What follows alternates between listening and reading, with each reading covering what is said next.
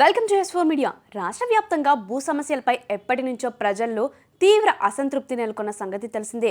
అనేక మంది భూములు కలిగి ఉన్న పట్టాదారు పుస్తకాలు లేమి వల్ల తమ హక్కులను నిరూపించుకోలేక ఇబ్బందులు పడుతున్నారు. అయితే ఇప్పుడు ఆ సమస్యకు పూర్తిగా చెక్ పెట్టేలా ప్రభుత్వం కీలక నిర్ణయం తీసుకుంది.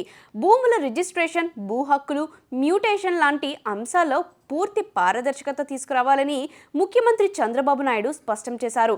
రాష్ట్ర వ్యాప్తంగా ఇప్పటికే సర్వే పూర్తయిన భూముల యజమానులకు కొత్త పట్టాదారు పాస్ పుస్తకాలు ఆగస్టులోపు పంపిణీ చేయాలని సీఎం ఆదేశించారు. మొదటి విడతలో 21.86 లక్షల మంది భూమి యజమానులకు పాస్ పుస్తకాలు ముద్రించి ఇవ్వాలని లక్ష్యంగా పెట్టుకున్నారు.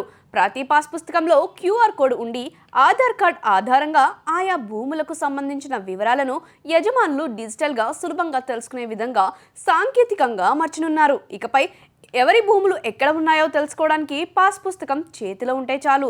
రెవెన్యూ శాఖ ఒక ప్రత్యేక డిజిటల్ పోర్టల్ను తీసుకురావడానికి సిద్ధమవుతుంది.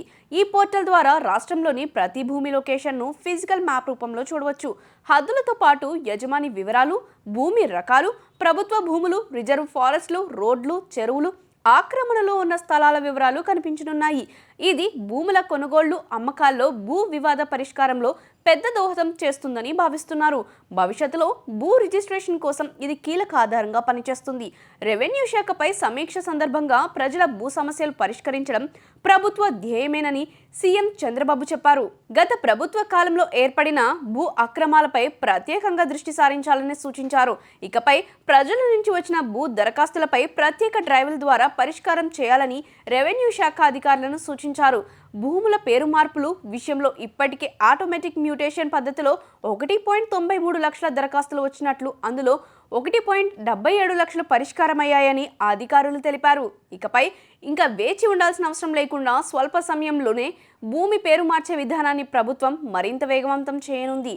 ప్రజలు రెగ్యులర్గా నివసిస్తున్న అభ్యంతరం లేని భూములను రెగ్యులైజ్ చేయాలని ప్రభుత్వం నిర్ణయం తీసుకుంది. డిసెంబర్లోపు రాష్ట్ర వ్యాప్తంగా ఈ ప్రక్రియను పూర్తి చేయాలని సీఎం తెలిపారు. దీనివల్ల చట్టబద్ధత లేని స్థలాల్లో నివసిస్తున్న వారికి స్థిరత్వం కలుగుతుంది. ప్రస్తుత పాలనా విధానాలకు అనుగుణంగా ప్రభుత్వం ఒక కొత్త రెవెన్యూ మాన్యువల్ను రూపొందించేందుకు సిద్ధమవుతుంది. కొత్త జీవోలను, పాలసీలను ఈ మాన్యువల్లో పొందుపరిచి రెవెన్యూ శాఖ అధికారులకు క్లారిటీతో కూడిన మార్గదర్శకంగా ఉపయోగపడేలా చేయాలని సీఎం అన్నారు.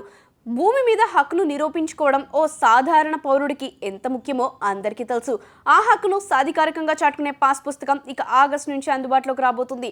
భూ సమస్యలపై ప్రభుత్వం తీసుకుంటున్న చర్యలు భవిష్యత్తులో భూ వ్యవస్థను మరింత పారదర్శకంగా మార్చే అవకాశం ఉంది. మరి ఈ మార్పులు ఎంత త్వరగా అమలవుతాయో చూడాలి.